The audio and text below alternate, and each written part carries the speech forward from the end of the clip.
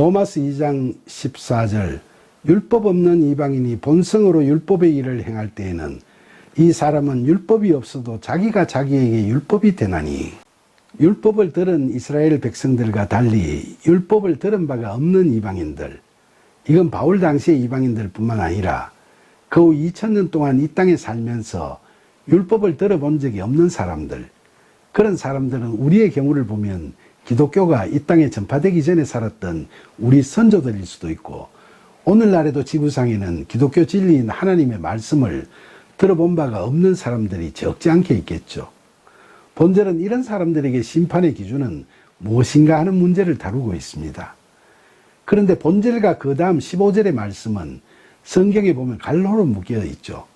그러니까 이 부분은 원본에는 없었는데 일부 사본에서 가필되어 지금까지 전해져 오고 있는 이야기라고 볼 수 있죠. 그럼 왜 이렇게 했을까요? 사실 율법과 구원의 문제를 다루다 보면 율법이 없는 이방인의 경우에는 율법을 지키고 말고 할 것도 없이 모두 악을 행하며 살았던 사람들로 심판받을 수밖에 없다는 이야기인가 하는 그런 의문이 제기될 수 있겠죠. 공의로우신 하나님께서 율법을 주신 적도 없는 이들을 다른 기준 없이 무조건 심판하신다면 그건 의롭지 못하다고 항변할 수도 있겠죠. 그래서 훗날 필사자들이 이 문제에 대해 양심이라는 본성을 율법과 동일시하는 이런 기록을 남겼던 게 아닐까 하는 생각이 듭니다. 그래서 본절은 율법 없는 이방인의 경우에는 자신의 양심이 자신의 율법이 된다고 하죠.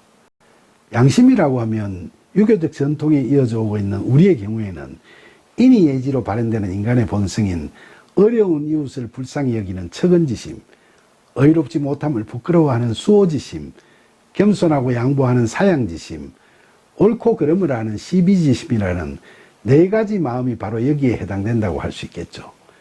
그러니까 본절에 의하면 하나님의 말씀, 즉 계시를 받지 못한 사람이 이런 양심을 지킴으로 해서 계시를 받은 사람으로 하나님 앞에 서게 된다는 겁니다. 이 말은 자칫 잘못하면 종교다운주의로 흐를 소지가 있지만 본절은 무제한적인 하나님의 풍성한 인자하심이 담겨있는 구절이기 때문에 이 말씀을 가지고 제한적인 인간의 이성을 바탕으로 해서 이렇다 저렇다 하고 시비를 다투고 싶지는 않습니다. 그리고 이렇든 저렇든 간에 앞 뒷절을 종합적으로 살펴보면 인간의 의지와 노력만으로는 율법도 양심도 다 지킬 수 없다는 결론에 도달하게 되니까 결국 자력 구원을 강조하는 타 종교들은 설득력이 없다고 보는 기독교의 입장에는 변함이 없는 겁니다. 로마서 2장 15절 이런 이들은 그 양심이 증거가 되어 그 생각들이 서로 혹은 고발하며 혹은 변명하여 그 마음에 새긴 율법의 행위를 나타내느니라.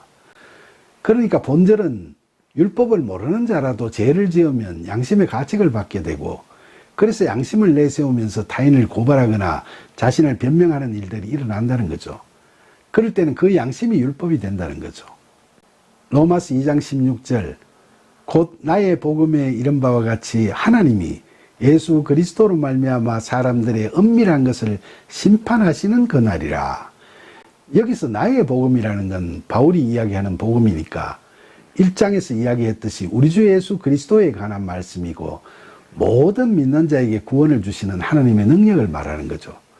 그리고 심판하시는 그날이라는 대목에서 그날은 헬라어로 엔 헤메라라고 표현되어 있는데, 날이라는 뜻의 헤메라라는 단어 앞에 정관사가 붙으면 최후 심판의 날이라는 의미를 갖지만 여기는 정관사가 없고 그날에라고 n이라는 전치사만 붙어 있으니까 특정일이 아닌 평소 어떤 때나 그런 심판이 일어난다는 말이 되겠죠.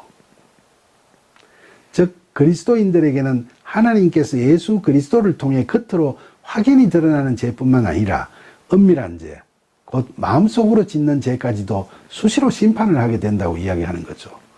마태복음 5장 28절처럼 음욕을 품고 여자를 보는 자는 마음에 이미 간음한 자가 되고, 요한일서 3장 15절처럼 형제를 미워하는 자마다 살인을 한 자가 되니까 십계명에 살인하지 마라, 간음하지 마라는 그 율법을 지키지 못하는 것이 되어서 늘 심판을 받게 된다는 겁니다.